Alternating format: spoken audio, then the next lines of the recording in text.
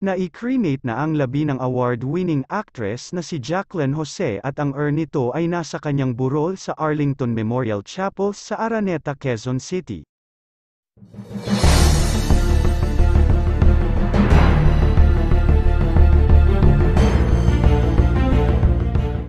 Nagsimula ang lamay para sa yumaong movie icon kamakalawa at maaaring bumisita at magbigay ng kanilang huling pamamaalam ang mga nagmamahal sa aktres hanggang sa Sabado.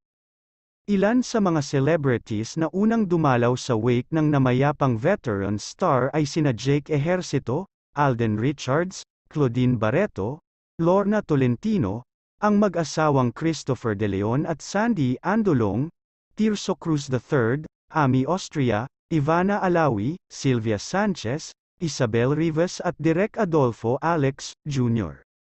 Bukod naman sa anak ni Jacqueline na si Andy Eigenman, naroon din ang iba pang kapamilya ng aktres na sina Gabby Eigenman, Sid Lucero, Ryan Eigenman, Max Eigenman, Michael De Mesa, Eddie Mesa at Rosemary Hill. Samantala, labis-labis din ang pag-iyak ni Claudine nang dumalaw sa burol ni Jacqueline. Talagang hindi niya napigilan ang maiyak habang nakikipag-usap kina Andy at Gabby. Nagkasama sina Jacqueline at Claudine sa hit Kapamilya series na mula sa puso na umere noong 1997 hanggang 1999 kung saan talagang naging close sila at nagturingan na parang tunay na mag-ina. Isa si Claudine sa mga na-shock nang mabalitaang namatay ang aktres dahil sa heart attack nitong nagdaang Sabado, March 2, sa edad na 60. Idinaan ng aktres sa kanyang Instagram account ang kanyang pagkabigla sa biglaang pagpanaw ni Jacqueline.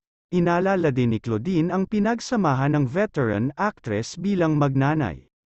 Nanay Jane, you left us, you left me, I am in unbearable pain, everything is painful, you live 11 houses down from my house, I will miss you coming up to my room, tulog ako tatabihan mo ako, pagbabahagi ni Claudine. Sabi pa niya, pag nagising ako sasabihin mo, anak na miss ka lang ni nanay, andito lang ako, tulog ka pa di ako aalis nang di kita napapatulog. Pag may pinagdadaanan ako, tatakbo ako mula bahay ko papunta sa bahay mo, didiretso ako sa room mo at tatabihan kita, sabay sabi, nay pwede dito muna ako. Yayakapin mo ako ng mahigpit, kakantahan at patatahanin, kinabukasan may mainit na sabaw, iaakyat ni Yayaging sa akin, pagbabalik tanaw ni Claudine. Inamin din ni Claudine may galit siyang nararamdaman dahil 3 buwan daw niyang hindi nadalaw si Jacqueline. Galit ako kasi 3 months na kita di dinadalaw. Ayoko mag-isa ka, Nay, tulungan mo ako please, I love you sobra Nay, ang ilap ng tadhana para sa atin dalawa, ang sakit-sakit Nay, miss na miss kita, I am sorry di kita naramdaman gaya ng dati. Ikaw bilang nanay ko, alam mo may mali, andito ka kaagad. Mahal na mahal kita Nay, ang emosyonal pang pahayag ni Claudine. Sa isang press con, ibinahagi ni Andy ang tunay na dahilan ng pagkamatay ng ina.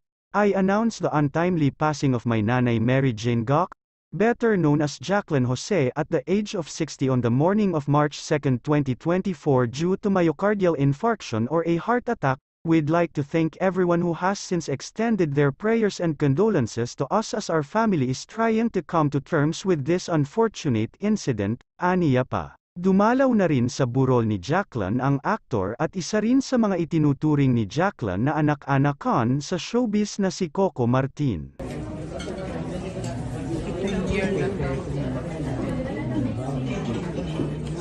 Itong year na to.